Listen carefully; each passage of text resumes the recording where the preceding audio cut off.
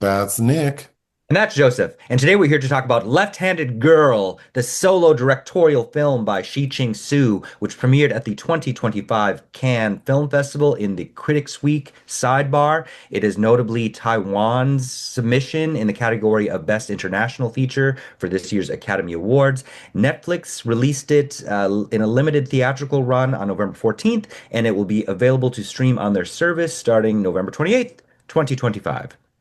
Directorial debut. Well, solo. She co-directed a film called Takeout back in 2004 opposite Sean Baker. And she has produced his films since then. And notably, he co-wrote, edited this, and served as executive producer. What is Left-Handed Girl about? A single mother and her two daughters relocate to Taipei to open a night market stall, each navigating the challenges of adapting to their new environment while striving to maintain family unity. What is your pull quote? A buoyant but relatively modest solo effort from Sue, the intergenerational conflicts playing out amidst the difficulties of a familial reset in a vibrant but strenuous metropolis, directly channels the cinematic oeuvre of her co-writer, Sean Baker. Mine. Left-Handed Girl could have been bleak, but Sue and Baker transform its heavy themes into a vibrant, compelling portrait of intergenerational conflict. Oh, yes. It kind of reminded me of, well, I don't know. I believe you probably haven't seen their first film, Takeout, but it reminded me kind of a mix of Takeout, which is set in New York, and Baker's film, The Florida Project, quite a bit. I wrote down this feels like the Taipei Project. Yeah, mhm. I really like this movie. I'm glad you did. I did as well. You know, they announced this back in 2012, so I Oh, think there's wow. been difficulty getting it financed. It shot quite some time ago, so this is really a labor of love, I think, from Sue and Baker. The story is about a mom and her two children. One is an adult, like maybe 20, and the other is a kid, maybe like 6. And Hmm. they move back to Taipei after some relationship issues. So the mom, her character's name is Shufen. Played by Janel Tsai. She rents a stand in a night market with the intention of opening a noodle shop, but she's having some financial struggles because the father of her older daughter is in the hospital Hmm. and ultimately dies, and she's taking responsibility for his medical bills and funeral. Yes, and I think has been in debt for, they mentioned something like a decade paying for his stuff. Yeah. But so I will say it took me a second to warm up to the story because it felt very simple. Hmm. But as we start to become more familiar with the older daughter, whose character's name is Ian, Played by Shih-Yuan Ma. she's a wild one. Uh-huh. She seems rebellious. She has a lot of resentment towards her mother and hates her dad. And she's made it clear that she doesn't appreciate the way her father treated her mother and doesn't understand why her mom continues to help him. And that sentiment is echoed by Shu Fen's family, specifically her two sisters. And then we have Shu Fen's younger daughter, Yi Jing, and she's a really cute little girl. She helps out at night at her mom's noodle shop, but she's mischievous. She runs around stealing from little shops in the night market. We don't understand who her dad is, and little Yijing doesn't know who this man in the hospital was. Mhm. So that's curious. But dramas unfold, which we'll get to. And surprisingly, I think the story ends on a happy note. It does. I think a major familial secret is revealed, and it's just kind of like we're moving on from there. Well, after the secret is revealed and we get to the ending, I wrote down that the truth really will set you free. Yeah. Okay, so just going through my notes, the score is interesting. When we see little Yijing doing her shoplifting at the night market, I Hmm. think it's also important to note, I believe this was shot with an iPhone, Yes, it was, and they're two cinematographers. but I think the angle of when we're watching Yijing run through the market was really cute, and the score is whimsical, like we're in some sort of children's adventure movie. Then we're introduced to a man named Johnny. He works at the stall next to Shu Fen's noodle shop. Hmm. And he's an interesting character. He's almost like one of those people in a late 90s, early 2000s infomercial. He's wearing a microphone and he's shouting about all his cheap products. I will say a point that I'm a little confused by is he immediately takes a liking to Shu Fen. Hmm. He didn't know her prior to that. I didn't get that impression. But it felt like, yeah, there's kind of a fast bond. Very fast because he starts defending her from the landlord who wants his rent. He ultimately tries to hook up with her, offers her money. Mhm. So that was interesting. Okay, Ian's dad, she finds out is in the hospital and she's upset that her mom is visiting him. But Ian sneaks to go to the hospital and brings her little sister with her and basically threatens the dad. Hmm. She tells him, you better, I only have one thing to say to you. It appears maybe he has throat cancer because he can't speak. And he tries to write something down and she throws that notebook. Like, I don't care what you have to say. You need to tell my mom not to come back and visit you. And then we cut to the next scene and he has died. That plot point, though, of this man from a broken relationship coming back and having medical health issues. I just saw a film in Venice this year, which won the Best Actress prize, called The Sun Rises on Us All by Kai Shang Jun.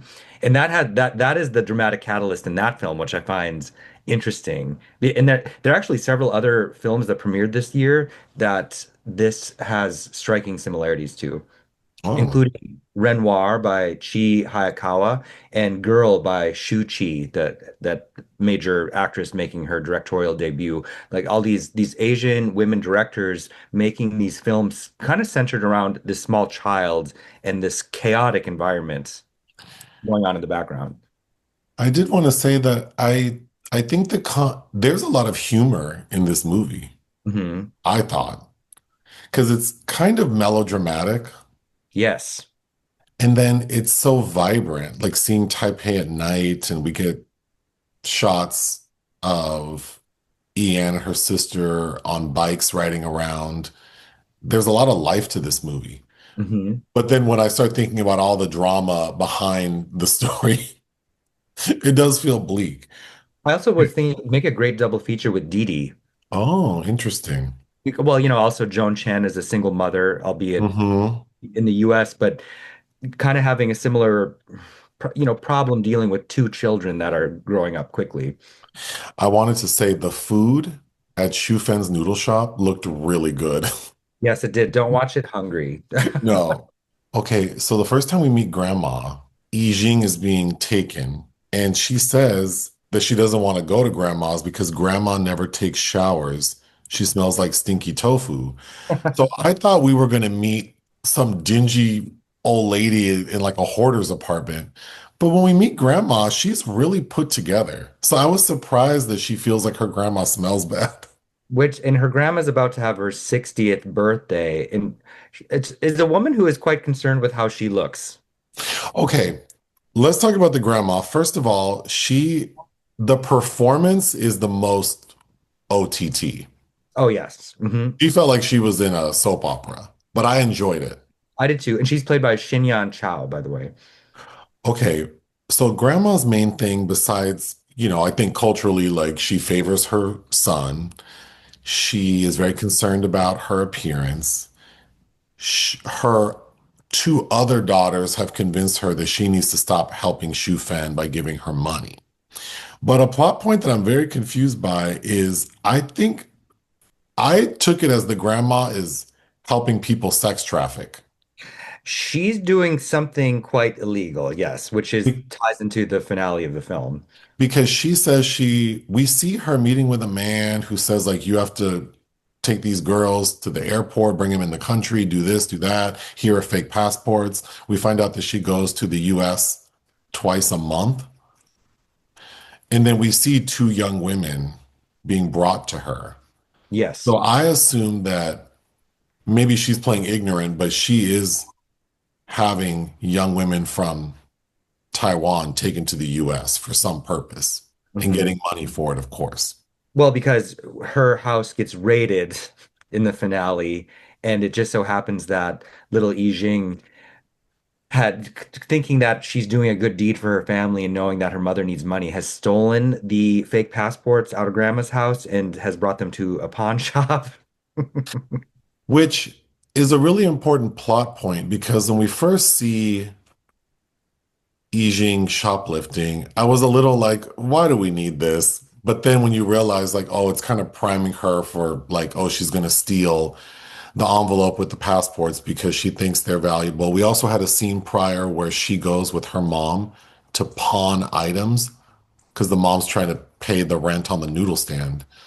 So it all came together very well that little Yijing would think that she's helping, like you said, by stealing these passports. And then she goes to the pawn shop. And the pawn shop owner calls the older sister, Ian, to say, come pick up your sister. Because I don't know what she's up to, but something's not right. And like you Right. already mentioned, prior to that, we get a full, like, we get two news broadcasts, one which was very funny, but the other is that, yeah, this like immigration sting occurred. And the man we had met working with the grandmother was arrested. Mhm. And the grandmother's like, oh my gosh, I'm so grateful I didn't get arrested. But they're wondering where are the passports because her apartment had been raided and the police couldn't find the passports. That's because the granddaughter took them. Mhm. So yeah, that was a really important plot point. But I thought it was so interesting that this woman could potentially be sex trafficking. Well, I mean, they're all, they're all hustling in a way to get by, and it seems like she's found something that has worked for her quite well. Oh my gosh, the man who she's working with who ultimately gets arrested. The grandma, like you said, is very obsessed with her appearance. And at a point, after she's already taken these young women, she asks the man, well, how old do you think I am? And he tells this lady 65. And she's so offended. She's like, I'm not even 60. Like, lady, This is no, why you shouldn't ask people how old do you think I am. They're gonna no, hurt your feelings. you're asking to have your feelings hurt. Yes. Oh, I thought of you when Shufen's ex dies, she has to handle his affairs and clean out his apartment. And she brings home a meerkat. Gugu is one of my favorite parts of the movie. And I thought, oh, Nick would want a meerkat in the house. I wanted more of Gugu because Gugu seems super cute and intelligent and uh, present in all of their scenes. Okay, the second news broadcast that I thought was really funny. The movie's called Left-Handed Girl because Yi Jing, the younger daughter, is left-handed, and we hear her grandfather telling her that's the devil's hand. You need to learn how to write with your right hand. So Yi Jing thinks something is wrong with her, and then at a point, she's playing with Gugu the meerkat, and they live on like the third or fourth floor of this apartment building.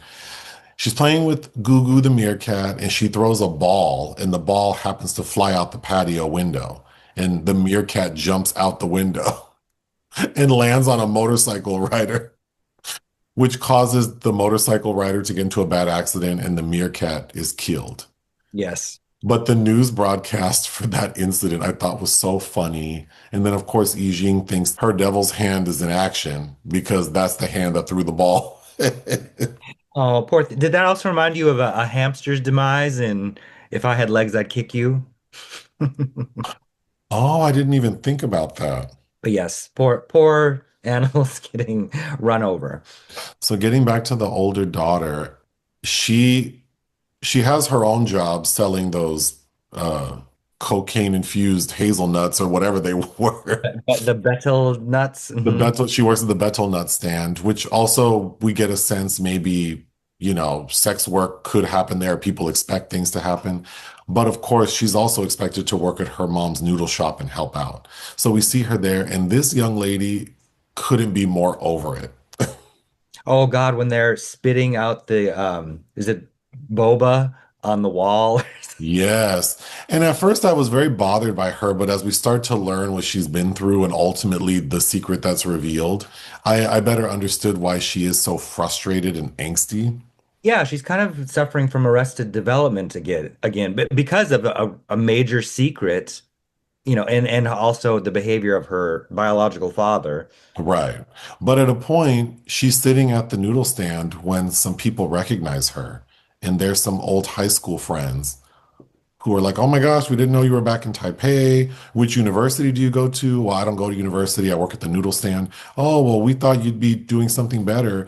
We're having a motel party. You should come. So she ends up going, and unfortunately, she's being treated, maybe I interpret it like they thought she was a prostitute. Hmm.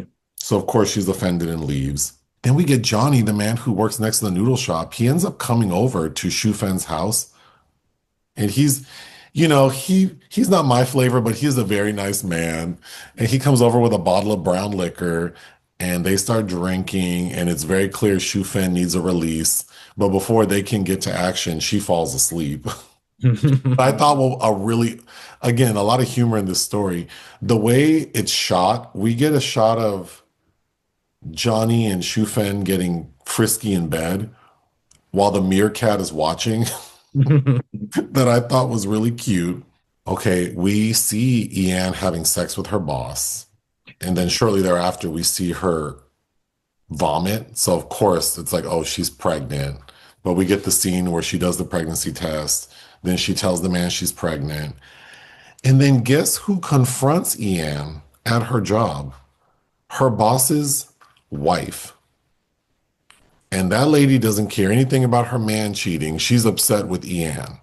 Yes. So Ian leaves, and we'll get to the end now because we keep hinting at the secret. So everything culminates in Grandma's 60th birthday party, and all the family's there, including the son, and we meet him for the first time. Mhm. While everyone's celebrating, Ian's former boss, the one who got her pregnant, along with his wife, show up. And the only reason he knew to show up is because prior to Ian quitting, she had asked for that day off. So he's like, oh, that's right. She took the day off for blah, blah, blah. We're going to show up.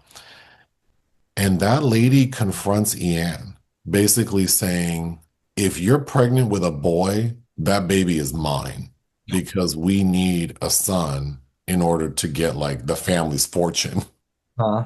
which I think that in itself could be its own movie I agree. because Yes. that's heavy. Yes, it is. And then how rude to make such a scene there. And everyone's alarmed. And it's the first time, it's grandma's 60th birthday. Clearly, Shufen has distance from her family. So her showing up anyway is like awkward. And then she chooses to bring her new boyfriend, Johnny, who is a nice man. So everything's awkward and they cause this scene. And then so first we learn that Ian terminated the pregnancy. So then that lady's really upset because she feels like that was her baby. But they end up leaving. And then we see that people were giving birthday speeches to grandma, and Ian's ass gets up there and decides that she wants to give a speech. And she just says basically like, happy birthday, grandma. But Yijing has something to say. And Yijing seems apprehensive, and we see her sister tell her what to say. And so she says, happy birthday, great grandma. And grandma says, oh no, you pronounced it wrong. It's grandma. And she repeats it again. So then that's the big secret that Yijing is Ian's daughter, Mhm. but her mother basically covered it up to protect her because she knew that no one would marry her as such a young mother. So of course grandma is devastated, but not for why you would think. It's she literally says like you're basically like soiling my reputation. Uh-huh. Yes, of course. It's all about the public image. And I know that kind of uh, element has been a plot point in a lot of movies, right? But automatically, I thought of that. I don't think you've seen it, but this 2012 Ursula Meyer film starring Léa Seydoux called Sister. And of course, the irony ends up being this kid who we think is her brother through the whole movie, of course, is actually her son. But rewinding a little bit, before the birthday party, when Yijing stole those envelopes and then ultimately returns them to grandma, grandma believes that Yijing saved her from going to prison. So that in turn, so now she's very fond of her granddaughter. And in turn, she gives Ian money to give to Shufen because Mhm. Shufen had previously asked for money and her mom said no. Also, Shufen spills some tea to her sister that mom signed over the apartment to their brother. They were Hmm. under the impression that it was going to be split between all of them. No, the mom just gave it all to the son. But Shufen ends up getting the money she needs to pay her rent. And then I thought a really sweet scene is, and it's foreshadowing because we don't, at this point, we don't know Ian is Yijing's mom. But when Ian finds out that Yijing was stealing from all these different shops, we get a montage of them going back to each shop and Yijing returns What what she she stole. stole and has to apologize. And I thought that was really beautiful in hindsight when we realized that she's actually her mom. So she was trying to teach her a lesson. And all of those lady shop owners are, they're all kind of like, oh, don't do it again. They're like, okay, it's okay. Don't do the shit again, but it's okay. But I thought that was a really, really sweet moment. Yeah, I agree. That grandma is so damn fake. When she's like, "You're my favorite granddaughter," and then there's a bunch of other grandkids there, and she's like, "Oh, I mean, you're all my favorite." Then whispers blatantly, "No, I lied to them. You're my favorite." Yeah. Okay. But after the birthday party debacle, then we get a really happy moment at the end where like Shufan, her daughter, and her granddaughter now are working at the noodle stand with Johnny helping out, and it seems like they're a happy family. Mhm. So I thought that was a really nice cap to this story. Yes, I agree. What else would you say about Left-Handed Girl? I mean, as I think I mentioned in my pull quote, I don't know if knowing that Sean Baker was heavily involved, it feels like something you would see from him, Yes. which so if you like his cinema, I mean, Tangerine shot on an iPhone, it's kind of in that vein, but it's clearly it is a labor of love. I think it's worth checking out, either on the big screen or even on Netflix. But I'm hoping that maybe Shih-Ching Tsou after this can maybe have an easier time getting her next film made. But because it's gotten a lot of incredibly positive attention and what deservedly so. What would you give this film? 3. I think it's very good. I would give it 3.5 out of 5. Join us on Patreon and listen to our podcast. Bye.